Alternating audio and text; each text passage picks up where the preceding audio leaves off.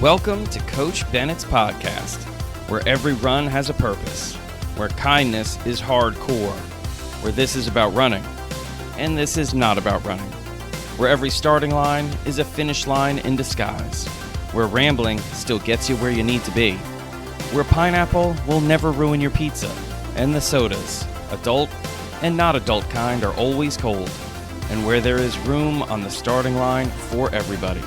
I'm Coach Bennett. Thank you for letting me be a part of your day. Let's get started. This is The Long Run. That's right, episode 9 of Coach Bennett's podcast is The Long Run, and we are going to be talking about the long run. I mean, it should seem obvious, right? I mean, this is honest marketing here. We're also going to be talking about the benefits of a long run, why you do a long run, how to mix up your long run so they're more fun, they're more exciting, and they are just better. Yes, there will be some dictionary words because why not? We're going to open up the mailbag. We've got a great question coming from upstate New York, not the city. New York is more than just a city, although the city is pretty awesome. So get ready for a great episode because we're starting now. Welcome to episode 9 of Coach Bennett's podcast. That's right, we're already at episode 9, and you know what comes next? Episode 10, double digits. That's right, the next episode is double digits, but why are we worried about the next episode when this episode is going to be so good? Because episode 9 is the long run. That's right, we're diving in to the long run. For some people, this workout is their favorite day of the week. And for other people, it's the one on the calendar they dread the most. Well, we're going to dive in for both of you and everyone that's hanging out in between, because the long run is an essential part of everyone's week.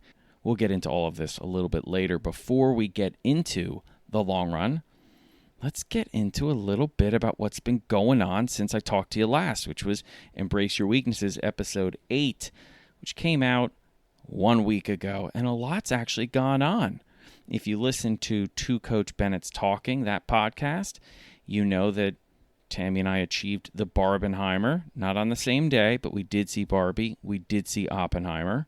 I'm also getting back into my reading groove. I finished 2 books in the last week. One is Wool by Hugh, which is kind of like a post-apocalyptic thriller. It's actually great, and that's book 1 of 3, and there's a series that's on TV that I'm steering clear of because supposedly it's good. Stephen King, who's one of my favorite authors, I've read a ton of Stephen King books, he really enjoys the series, and I thought, okay, I need to read the books before I watch the series. So I'm done with book 1. I'm hoping to read the second book maybe mid-August because I started 2 new books. I started a book called Tomorrow and Tomorrow and Tomorrow by Gabrielle Zevin. So that's my fiction book. I'm always reading a fiction book and a nonfiction book. And then I'm also reading a book, my nonfiction book, Robert E. Lee and Me, A Southerner's Reckoning with the Myth of the Lost Cause by Ty, I'm probably butchering the last name, Seidule. Seidule was the head of the history department at West Point. Anyway, already loving both of those books, and I had lost a little bit of my mojo with reading, and now I'm back on it. And the thing that's cool is I have to write a ton right now for a couple of different reasons. We can get into that in a later episode, but all good stuff for everyone. So I'm writing a ton, which is great, and I watched a few really good movies, which is great, and I'm reading again, which is also great. And then on top of that, I've gotten to watch a couple of really great documentaries. I'm a documentary dork, so there was Miss Americana, which was a Taylor Swift documentary, which my wife and daughter made me watch, and I'm glad they did because it was actually really fascinating. I watched Fire in Paradise, which is a Frontline documentary about that horrific, terrible, devastating wildfire that completely destroyed the town of Paradise, California. And I'm also currently watching right now, which is a Netflix documentary, Unknown Cosmic Time Machine, and that's about the James Webb Telescope, which was launched just a few years ago and is giving us those views, not just into space, but because of how powerful the telescope is, literally into the past. Utterly fascinating. So I'm in this really cool groove right now of reading, writing, listening, watching, learning.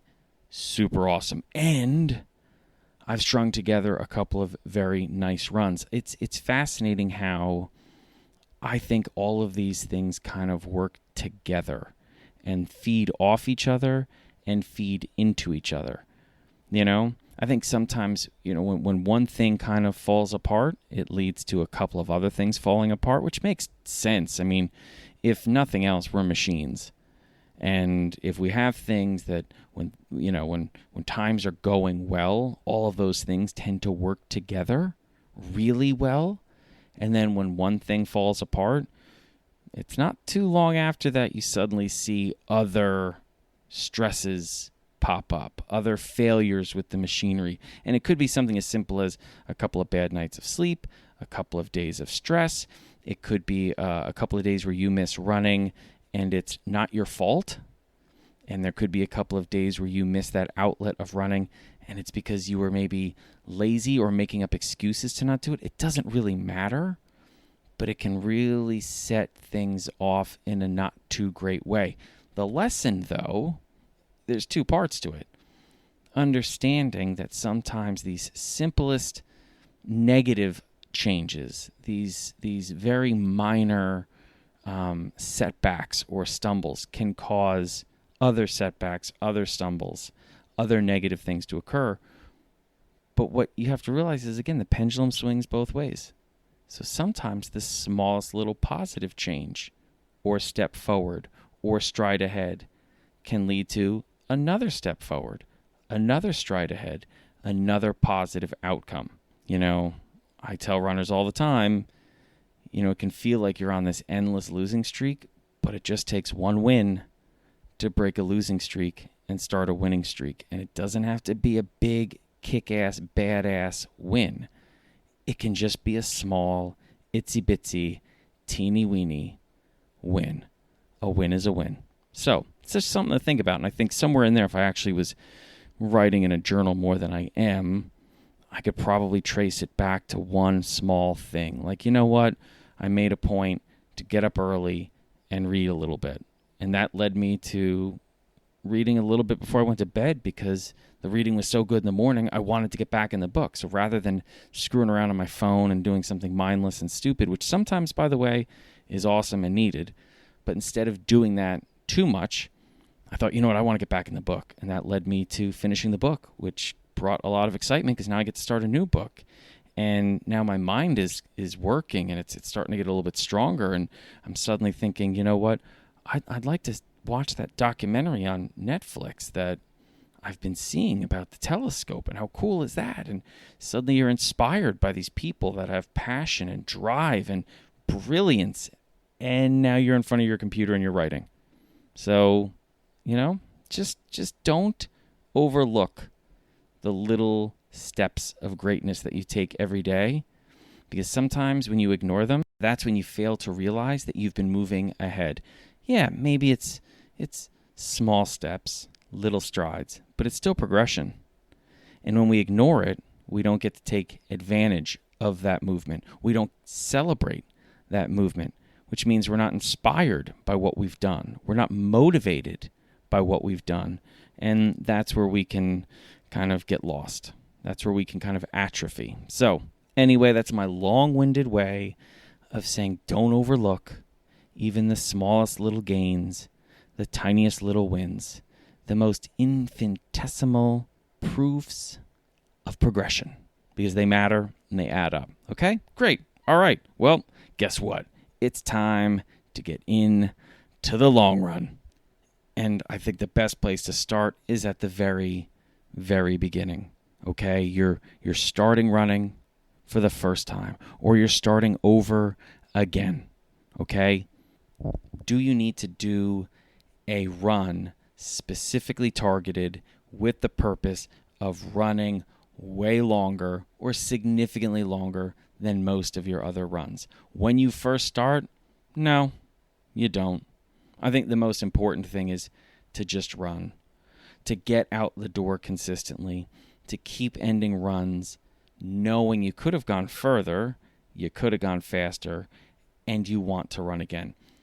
That's the most important things when you start running, okay? So you're going to hear lots of topics like tempo runs and speed runs, and should you do hills and strength training and nutrition and sleep and hydration and long runs and, mileage increases. Oh, enough. Oh, it's the worst. Just get out the door and go for a run and enjoy it, okay? Especially early on. Just go out the door. Don't run too far. Don't run too fast. Make sure you're ending knowing you could have gone faster, you could have gone further, and you want to run again. If you can string some days of that together, okay, let's talk about something else. Let's talk about some of those other runs. And today we're not going to be talking about the speed runs. We're not going to be talking about fartlek and hills and long intervals and short intervals. We're not going to be doing that.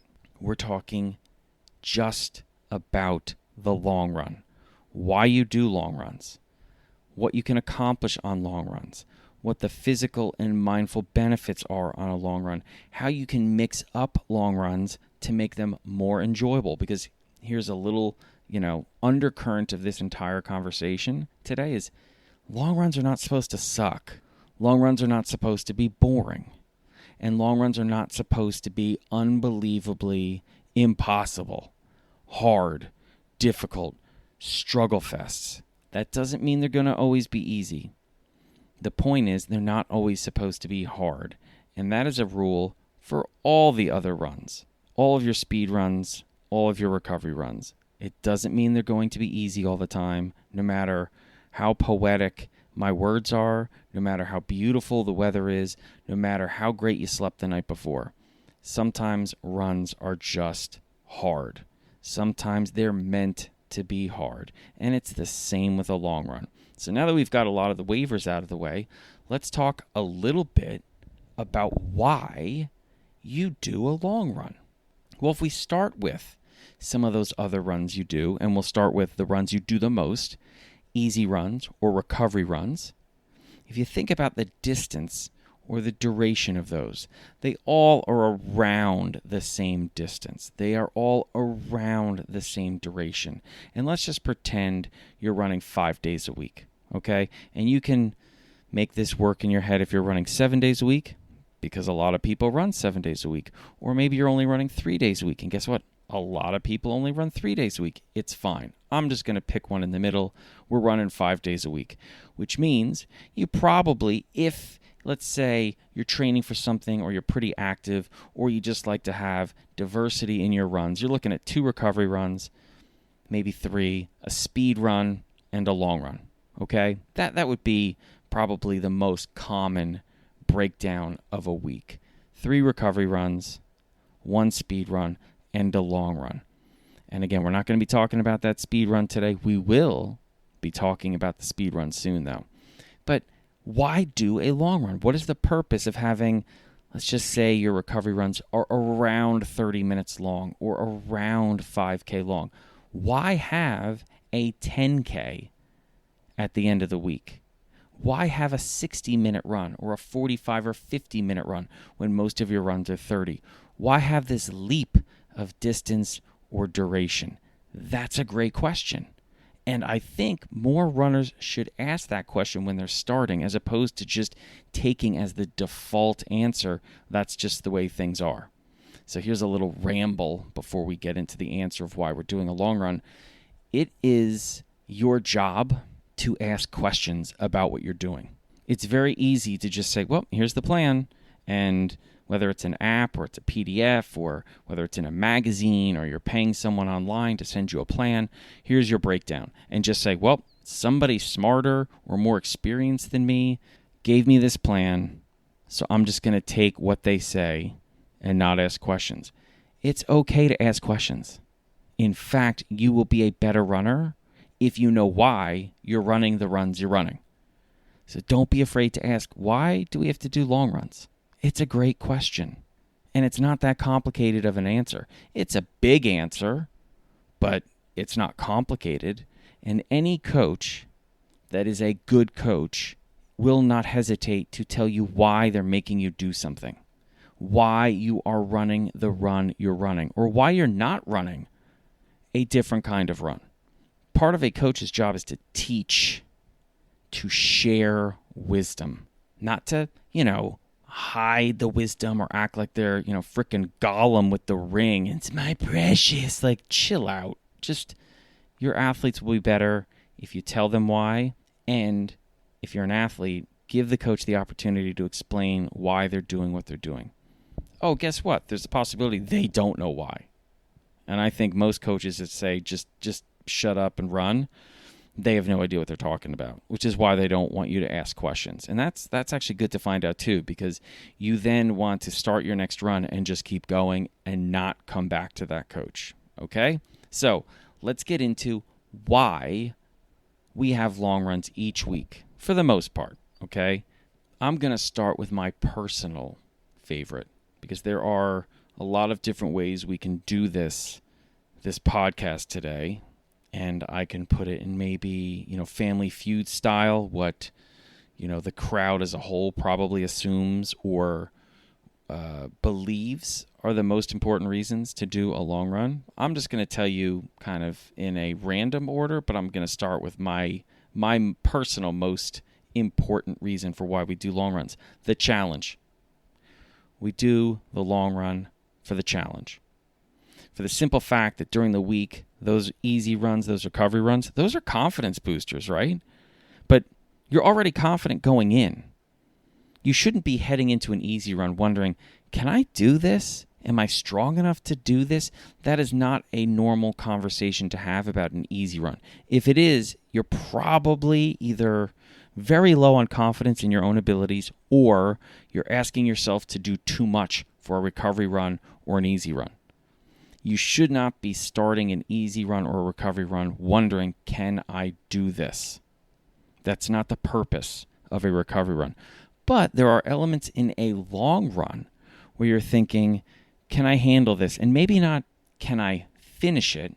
Because you shouldn't be trying long runs that you can't finish. That's not the purpose of a long run, okay? But maybe those questions are, can I run this intelligently the entire time? Can I run this without going negative up top in my head?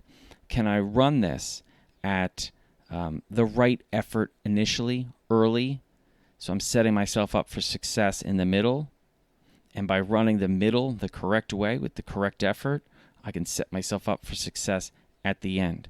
Am I using this long run maybe because you're training for longer and longer durations, and now suddenly there's a fueling and fluid intake part of the long run? You may wonder, can I nail my fluid and fuel intake on the run? You know that endurance is something that you build and you work on. So maybe the challenge is, do I have enough endurance, mentally, emotionally, physically, to be able to do this long run? Because this is the longest run I've ever done. Or I haven't done a run this long in a few months or a few years. So there's a lot of challenges that present themselves on long run day, which I love. I think that's great. I think one of the main reasons why we all run, whether we are willing to admit it or not, is we want to be challenged. That's where the butterflies come from, by the way. That's where the nerves and the excitement come from. And I'll tell you what, that's fun. You don't get on a roller coaster because you want to be bored. You don't get on a roller coaster because you want to know exactly what's going to happen next. No, you get on a roller coaster because you want those butterflies to come back up. You want to be a little bit nervous. You want to be excited. You want to be a little scared. You want to wonder, will I handle this? Can I handle the loop-de-loop and the dip-de-doo and whatever they call it? I'm not a big roller coaster guy. I do enjoy them when I'm there, but I don't hunt them down. But I did do, is it the King to Kong at Great Adventure in New Jersey? Oof. It was worth waiting online for that one. That one was great. That one was great. But I'll tell you what, for me, the scariest roller coasters are not like the fancy new ones. They're like the old school wooden ones that make a ton of noise, and you get on them and you're just like, how old is this roller coaster? Because they never tell you, which makes sense. There isn't like a sign that says, like, with some old-timey, music and people doing the Charleston and stuff like in an old grainy video and being like, in 1942, this Bullet Express was built at Coney Island, and it hasn't been fixed. I mean, like, that's obvious reasons. I'd get out of line. I'd be like, whoa, pump the brakes. What did they say? When was this built? I mean, you got to be kidding me. So, anyway, I don't really know what I was talking. Oh, I know what I was talking about. Okay. The nerves, the butterflies. It's okay to have those before a long run because you are taking on something substantial. Hence the word long, which is really the operative word that terrifies a lot of people. Okay? So if your easy runs were 30 minutes and I said today we're going to do a long run and it's 35 minutes, you would probably focus more on the long run aspect and not the 35 minutes. Just that's how we operate as human beings. You think, oh, goodness, this is the long run. Here it is. It's only 5 minutes longer than what you normally do. But long, oh, no. And it's interesting because depending on how that word is used, long, we have very different visceral reactions to it. Long run. Ooh, that can be terrifying. That's a ton of work. That's really hard. I'm not sure if I'm prepared to do this. That is such a long amount of time or such a long distance that I'm going to have to travel. I'm terrified. As opposed to, in certain situations, if I were to say, hey, we've got a problem. Don't worry. We've got a long time to fix it. My point is depending on how we're looking at that term long, it's either going to be an opportunity for us or an insurmountable challenge sometimes.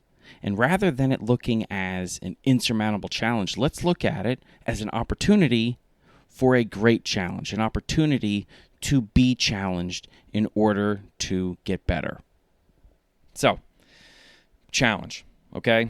That's one of the main reasons why you do a long run, okay? Now, we're going to do it Family Feud style with only me answering the question. So, I have challenges number 1. Number 2, callousing. If you're a runner, you know all about calluses. A lot of times we get them on our feet. Okay, what is that from? Well, it's from, a constant rubbing. And what happens? You build up this like extra layer of skin, and then what happens? Well, it doesn't hurt as much, the rubbing anymore. The skin has kind of said, okay, this kind of hurt at first. So what we're going to do is we're going to add a couple layers of skin and toughen up. So when we are rubbing against the shoe or whatever, this isn't going to be painful. It's like a defense mechanism. Or you could look at it as it's just getting stronger. The skin got stronger in that one area. The same thing happens with long runs. You're mentally, mindfully, emotionally, physically callousing yourself to longer efforts, to longer stretches of runs, to more minutes, meters, and miles running. And if you think about it, that term callousing has so many meanings, which is why I brought up it's mentally, mindfully, emotionally, and physically callousing yourself. When you're out there on a long run, you know what a lot of people complain about? They get bored. To them, the hardest part of a long run is the boredom. So one of the things you're callousing yourself against, if you're using your long runs as practice, which, by the way, the theme, every time I talk about a speed run, a long run, an easy run, I'm going to be using the term practice because that's what these runs are, practices. Every time you go for a long run, you got to look at it as practice, getting better at not getting bored. What are you changing about your run and your running to make the run less boring? Don't blame the run. Own the boredom. It's coming from you, not from the run.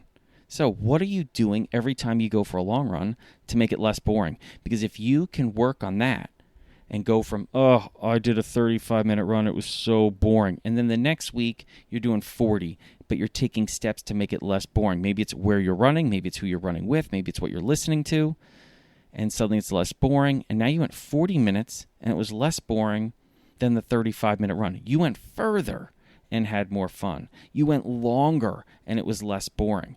That's badass. That's really cool. So there are always things that you're working on to handle, because guess what? The inevitability of some boring moments on a long run is, well, it's inevitable. So that doesn't mean the run as a whole has to be boring. It's just when you start to have those stretches where you're bored, what usually happens? Well, it's probably easier to get negative internally. That mindset of yours can suddenly twist and turn and go south and suddenly be negative. You can start beating yourself up now. I'm so bored. I'm not running well. I don't want to do this. I've got 30 minutes left, and I'm just going to stop. And as opposed to saying, okay, I'm getting a little bored. What do I need to do? Maybe it's pick up the pace, you know? Maybe it's pick up the pace just for 100 meters, just to kind of wake yourself up. Maybe it's to actually get off the road you're on just to mix things up or switch trails. Maybe it's to call someone up on your phone and say, dude, you got to talk to me for 10 minutes. Please, you know? Like, I'm just going through a stretch. I'm so bored. Talk to me. Okay, you're coming up with ways to handle the problem. That's a great use of your practice time. And it calluses you to these bouts of boredom. It can also show up as callousing yourself to just the effort that you have to give to run. It's not easy to power a run. It's harder to power a fast run, and it's harder to power a long run compared to an easy run.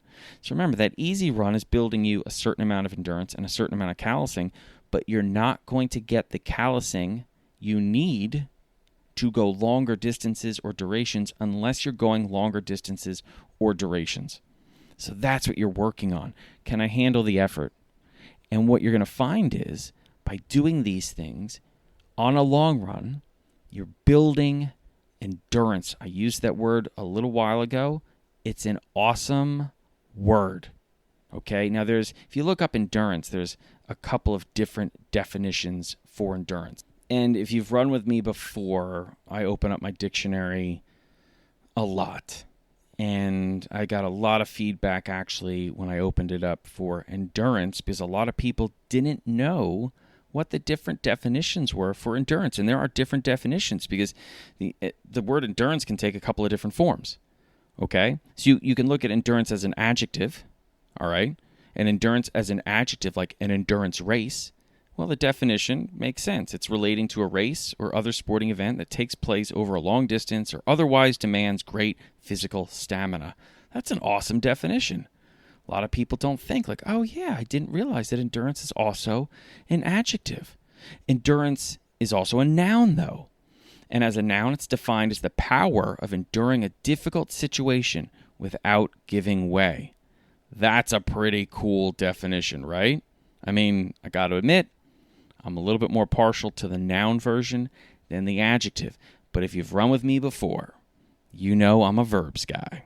And that leads me to the verb form of endurance, which is endure. And endure is defined simply as to remain in existence.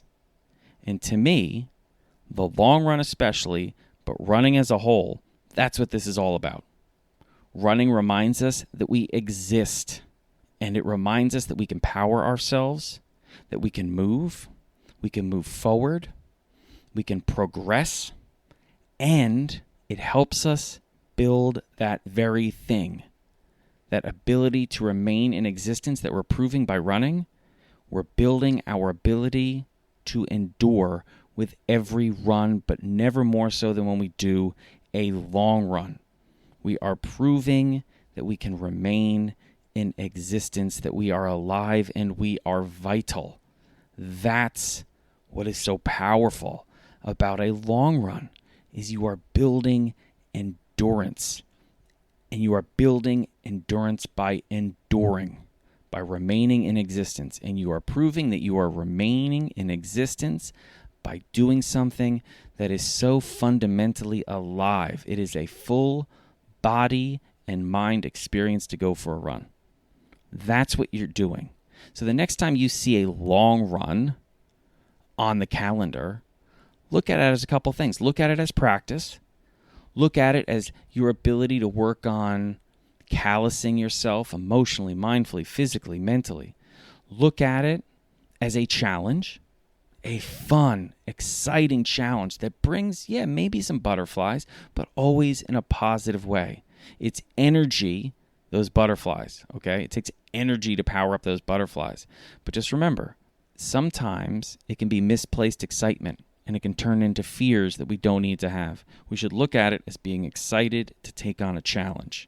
And we can use that excitement that we are powering, that we are bringing up, that we are creating, and we can put it into our run, as opposed to just letting it dissipate by becoming something negative, stress, anxiety, fear, okay? And it's okay to have fears. Fears are absolutely normal.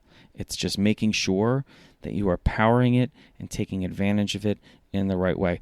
I look at energy that we have because we have a certain amount of energy inside us at all times. Sometimes we have more than others, but we can also create energy too. That's what those butterflies, it's like a little extra energy. But I always look at it as like when you put a hose up onto the spigot, and if you're kind of lazy and you don't tighten it really well, and then you turn the water on, you're losing lots of water. So you're supposed to be watering the flowers, okay? And instead, you're wasting all this water that's just going up against the house that could be used to water the flowers. So what happens is, one, you're going to need more water to now water the flowers because you're losing so much next to the house. And it's going to take longer because you're wasting water. So you're going to run out of water sooner.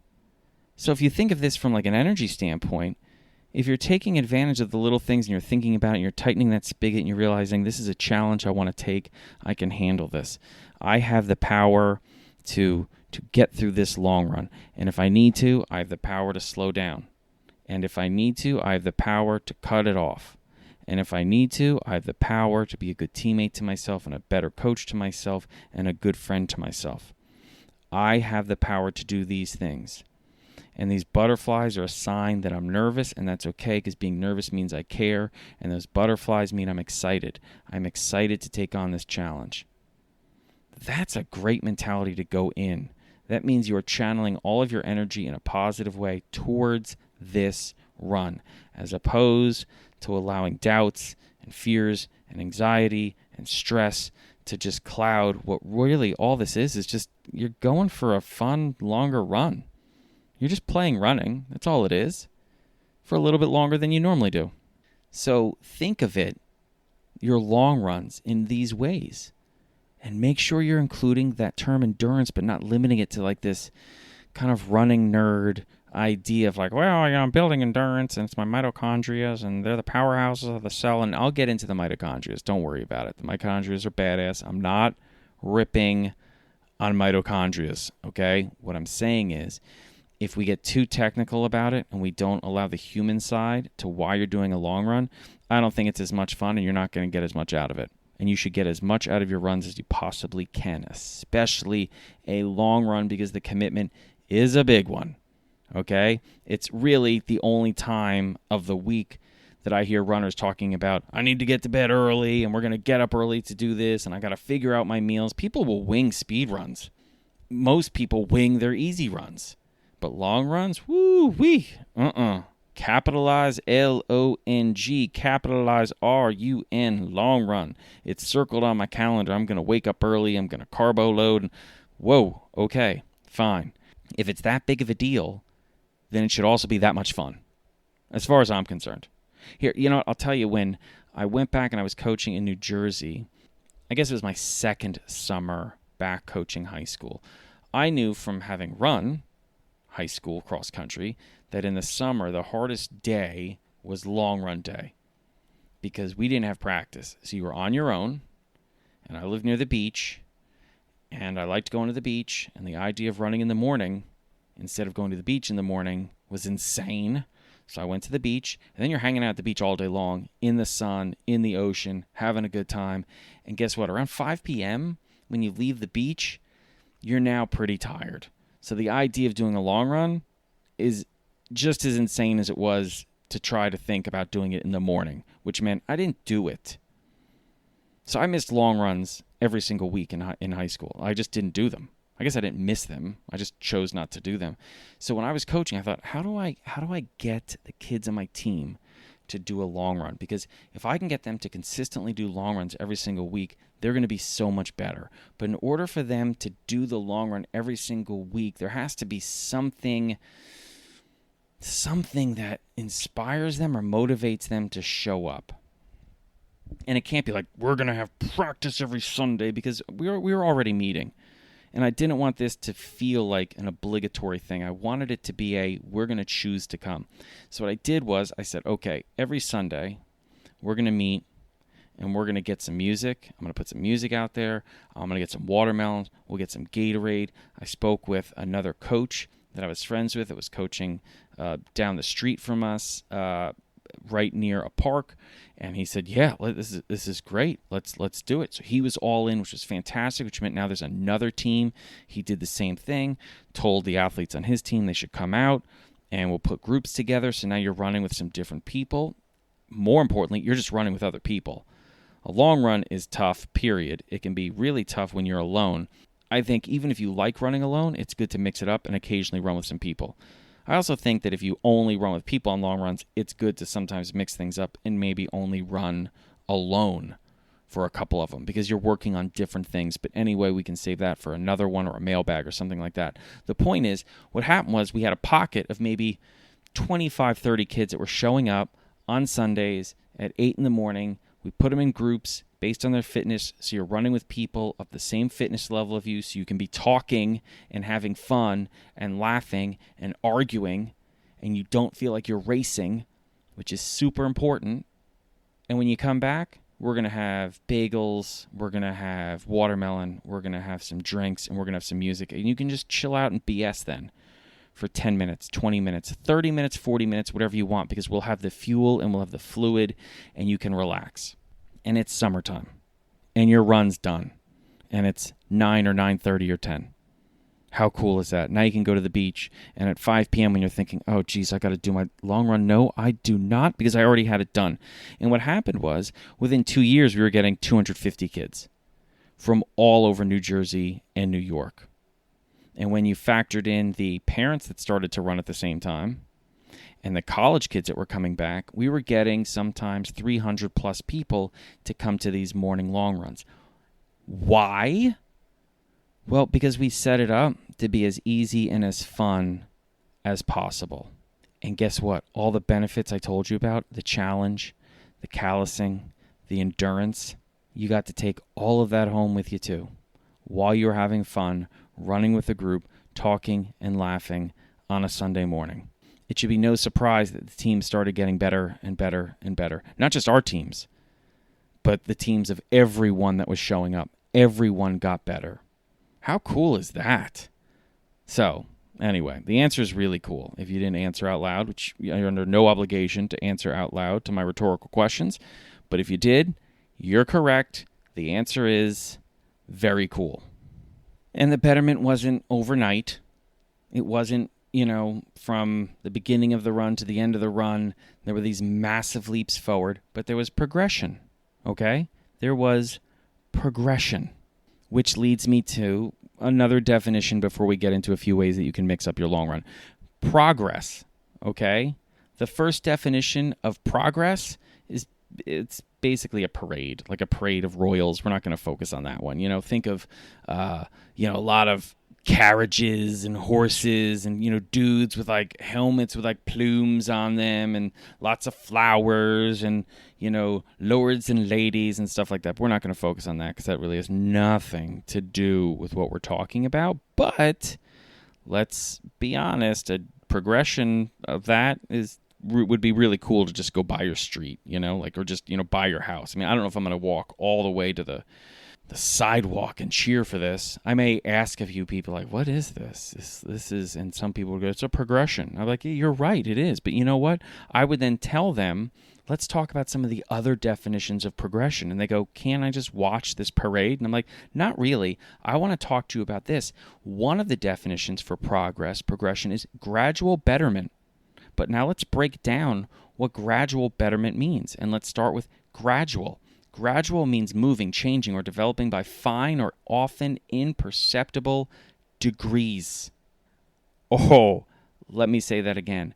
Gradual means moving, changing, or developing by fine or often imperceptible degrees. Whoa. Are you for real? You know what that means? It means sometimes you are progressing in a way that even you can't see or feel or measure, imperceptible, but it's happening. In there comes patience when you're not seeing the big gains, because they're not big gains, they're gradual, often imperceptible. Or faith, because you have to have faith that what you're doing is going to work out. Gradual betterment. That's what progression means. And that's one of the things that you get from a long run. It takes time, it takes meters, it takes miles, and it takes a lot of long runs. But you will experience progression if you keep taking starting lines and crossing them, not just for the long runs, but for the easy runs and the speed runs. And I think that element of progression is super important to remember and focus on when you're looking at these days on your calendar. If I'm going for a run, I'm trying to progress. And what does that mean? It means I'm going to try to achieve gradual betterment, and that means betterment that is moving, changing, developing towards a better version of yourself in ways that maybe you can't even see. All right, let me actually go back to mitochondria, because I feel like I kind of snuck mitochondria in there, and some people may be like, whoa, like, are we in like 14-year-old freshman year biology again? I thought I didn't have to hear about this. Well, you do, and I'm just going to do it real quick. Mitochondria, they're known as the powerhouses of the cell, okay? Your muscle cells, and when you go for a long run, and once you go past a certain amount of minutes, meters, and miles, you're building more and bigger mitochondria. That's right. So what happens is when you're building more and bigger mitochondria, you're increasing your ability to extract oxygen and other nutrients from the blood that's circulating all around your body. And when you do that, you get better at producing energy, and that increased energy helps improve your aerobic energy, and that's just a really nerdy way of saying it helps increase your endurance. These are all really good things. And on those long runs, you have the ability to be strengthening your heart. You have the ability to becoming more efficient as a runner. There are so many good things that happen out there on a long run. So when you're getting bored, let's say on a long run, and maybe you call your friend and they don't pick up, or you don't want to listen to anything, or there really isn't a new trail to take or a new road to go down, maybe just stop and internalize the progression that's happening inside. You know, pretend you're in like one of those nano machines and they shrunk you down and you're in your body, and just think about what's happening inside. You're strengthening your heart. You're becoming more efficient at a cellular level. Your mitochondria, you're growing them and they're getting bigger. You're taking on more oxygen and more nutrients out of that circulatory system. Is it circulatory system? Because now I'm just kind of rambling. I guess it would be the blood in your circulatory system. You're processing it, and it's strengthening and feeding your muscles.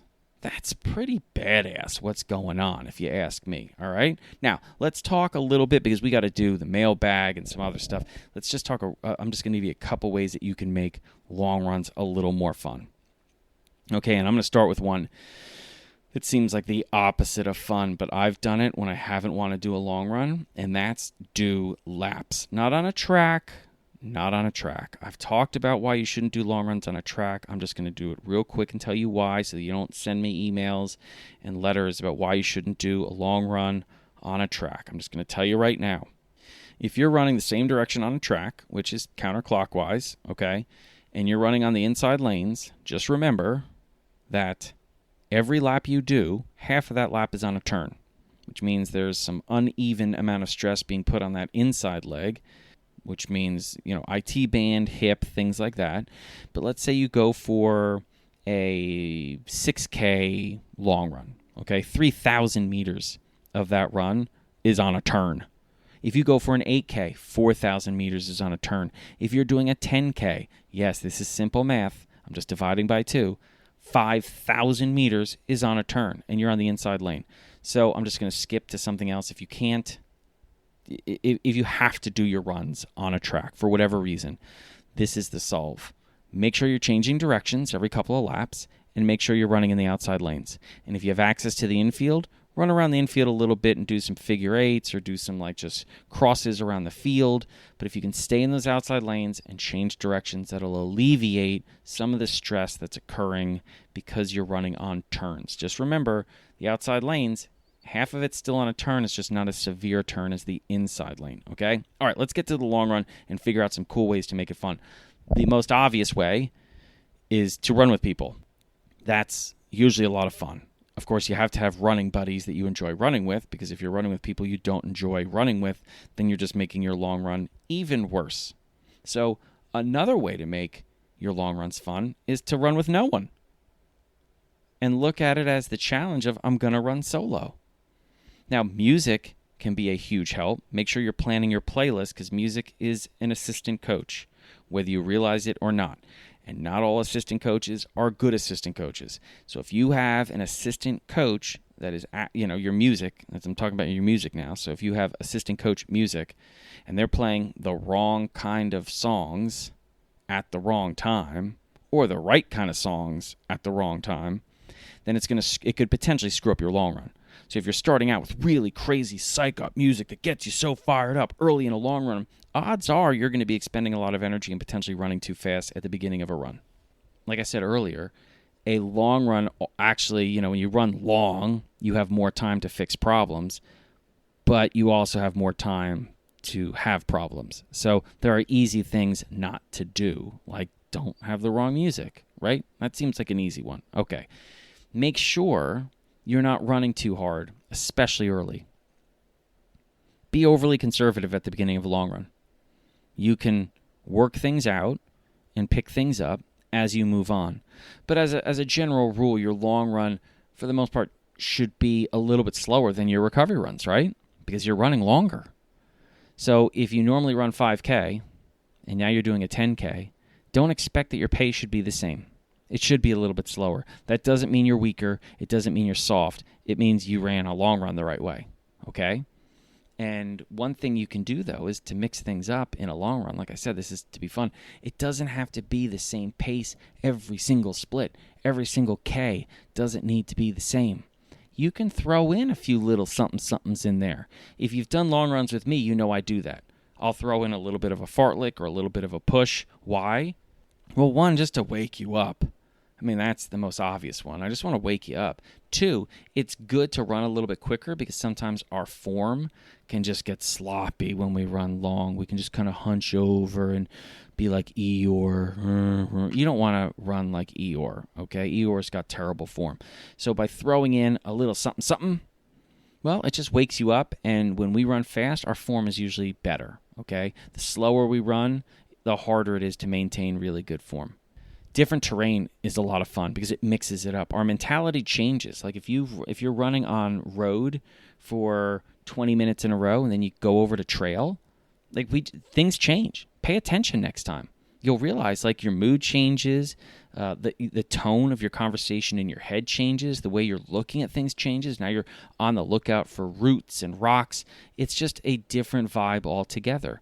So it mixes things up. It's bringing diversity into this long run. It's not this doldrum of just road and road and road and road. It's the same thing on a trail. You can mix things up if it's entirely on a trail.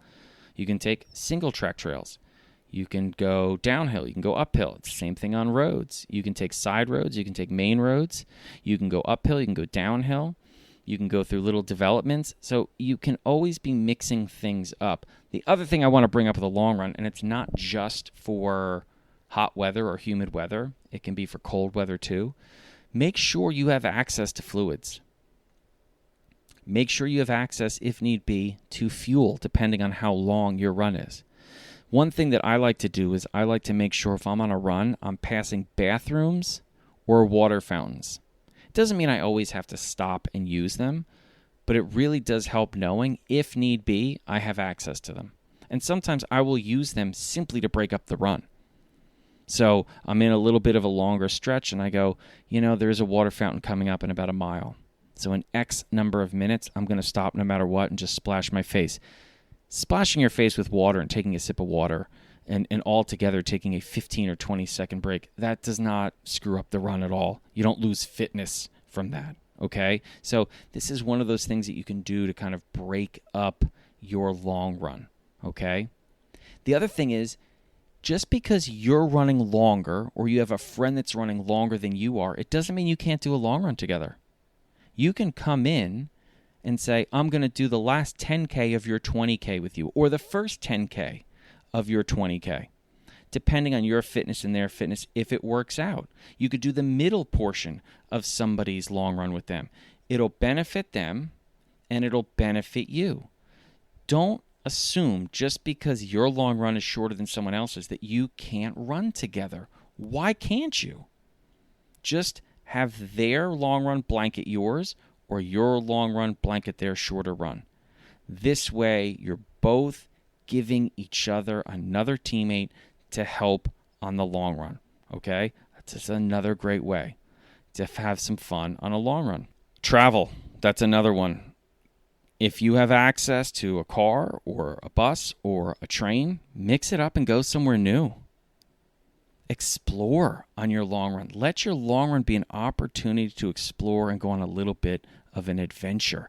Have some fun. It doesn't have to be from your front door every single time. It doesn't have to be the same loop every single time. In fact, if you really want to get better as a runner, you want to be mixing up all these things, just like you don't do the same speed run every single time.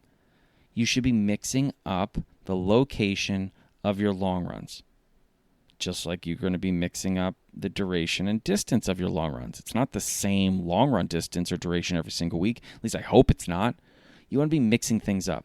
So take advantage of a map or the internet or whatever you want to do. Find some parks or some cool locations. Maybe there's some run clubs or run crews that you know are close enough that you can reach them for a long run and explore a new location with some new people. Use the opportunity of a long run to be practice for so many things. And sometimes the practice is just being a human and having connections or building new relationships, exploring, trying out something. And, I talked about how my favorite thing about a long run is the challenge. Don't think all the challenges have to be running related. Sometimes it's just a challenge of going out and meeting new people. And the long run's the excuse. The long run is the site of the challenge. I'm going to go and run with some people I've never met before because I'm going to set for myself the challenge of meeting new people. Badass, rock star stuff right there. And on top of that, you get to do a long run, which is really cool and involves mitochondria, right? Anyway, okay. I think we've sufficiently wrapped up the long run for this. What I would like to hear from you is if there are other aspects of the long run, which there are. I could do this for another 4 hours. But I also don't want to do this for another 4 hours right now. Send me a letter and let me know. What aspects of the long run would you like me to touch upon? Or maybe you just have a specific question about the long run. Send them my way. The mailbox, all that information is in the show notes, okay? Speaking of mailbag, let's open it up. Okay, this mailbag letter comes from Jackie from upstate New York, who is a high school runner, and Jackie wrote an awesome letter. And Jackie, you have a couple of questions. I'm going to answer one of them today, but I will get to the rest of them when we have our mailbag episode. So number one, thank you for writing. Number two, you're a rock star for running in high school. And number three, Did I say thank you for writing a letter? Because thank you for writing a letter. You're a rock star. I think I said that already too, but you know what? Rock stars deserve to be told twice that they're rock stars. Okay, so you have on here a couple things that you would like me to shed light on. The one that I'm going to focus on here, because I love the way you wrote it, is training hard and doing, in quotes, everything right to the best of your abilities. So you're talking about dealing with some injuries in your letter, and you wanted me to shed light on training hard and doing everything right to the best of your abilities. Let me tell you this. It's never about doing everything right. It's about doing everything to the best of your abilities, and if you can do that, then you're doing everything right. Okay? I mean, you may need to make adjustments, but if you start with that premise first, am I doing everything to the best of my abilities? If you can check that box, then we've got something cooking that's going to be really good. Because here's the thing.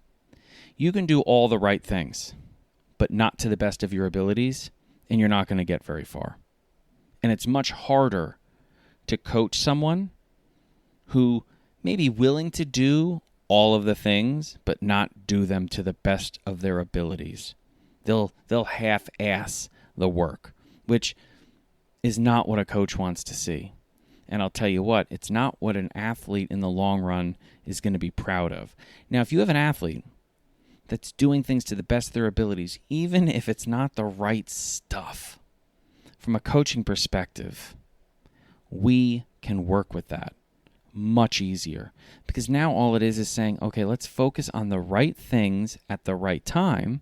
Sometimes you're doing the right things at the wrong time. But if you can do those right things at the right time and keep giving this effort that you're already giving, we are going to move forward. We're going to get better. And sometimes getting better doesn't have to do with running. It has to do with healing. It has to do with recovery. It has to do with literally getting better from something else. Not just getting better, meaning faster, going further, jumping higher, throwing further. It means healing, recovery. That's what it means. And I think what you need to do is you need to take that focus you have, that drive you have, that determination you have, and say, in order for me to progress as a runner, to find that sometimes imperceptible improvement, it's not about the running, it's about the healing. It's about the recovery. And I think when you're injured, that's a really, really great thing to focus on, because too often when we are supposed to be healing and recovering, the only thing we can think about is the running, which I get, I understand completely. But what that leads to too often is us rushing the healing and the recovery. And there's a few things when it comes to running you can't rush. And there's a few things you can rush. You can't rush fitness. You can't rush healing, and you can't rush recovery. You can rush getting sick. You can rush getting hurt. You can rush getting injured. So if you are injured, take that passion and put it towards healing, because that is part of becoming a better runner. You having that progression is healing. It's just as important as an interval. It's just as important as a tempo run. It's just as important as a long run. Sometimes the best run is no run. Okay? So focus on that and be proud of it and document it and have that running journal. And if possible, do not separate yourself from the team. Be around the team. And just because you're not wearing a jersey doesn't mean you're not on the team. The most important parts of a team have very little to do with the act of running. So be around your teammates. Be around the team. Focus on healing. Focus on the recovery. And you will be running as soon as you can. Okay? You're not going to be able to rush it, but you won't delay it if you do those things. Okay? So Jackie, hang in there. Thank you for the letter. You're a rock star. That's another third time I've told you. So now you have to take it as fact, because I'm a coach. I can't lie, right? Good. Okay. Thank you for that letter. And thank you, everyone, for listening to The Long Run, episode 9 of Coach Bennett's podcast. I hope you really liked this one. I was excited about it because I know that, we'll hit on the long run again. We'll probably have, long run part 2 or something like that, and part 3 and part 4 and part 25, because this podcast hopefully is going to go on for a really long time. But it also will allow us to talk about the speed run. And then under there, we're going to have different types of speed run, obviously fartlek, tempo, intervals, all these different things that we can talk about, the recovery run, hill workouts, cross-training, all this. We can get into the technical, nerdy stuff, which is fun. I want to hear from you. What do you want to hear next? Is it speed runs? You want to talk about speed runs? Or is it recovery runs? Is it a specific type of speed run? Is it cross-training? What is it? Is it drills that you want to hear me dedicate in episode 2 like I dedicated the long run episode 2? Well, the long run. So, thank you again for listening. Thank you for hanging in there through the long run. I hope your next long run is the best one yet, or at the very least, better than they have been. Because hopefully, this is helping. All right? Okay. Until next time, take care of yourself. Take care of each other, and thanks for listening. Thank you so much for listening to Coach Bennett's podcast today. And if you're not already following or subscribed to the podcast on whatever platform you're listening, well, I really wish you would, because it helps a lot. Also, check out the show notes, because you'll find a link to Coach Bennett's newsletter, as well as all the social media sites that I'm on. Places like Threads and Facebook and Instagram and Mastodon and YouTube, and even the artist formerly known as Twitter. Whatever that dumpster fire is called today, you'll find a link to it, because I'm on there. Thank you so much again for listening, and until next time, take care of yourself.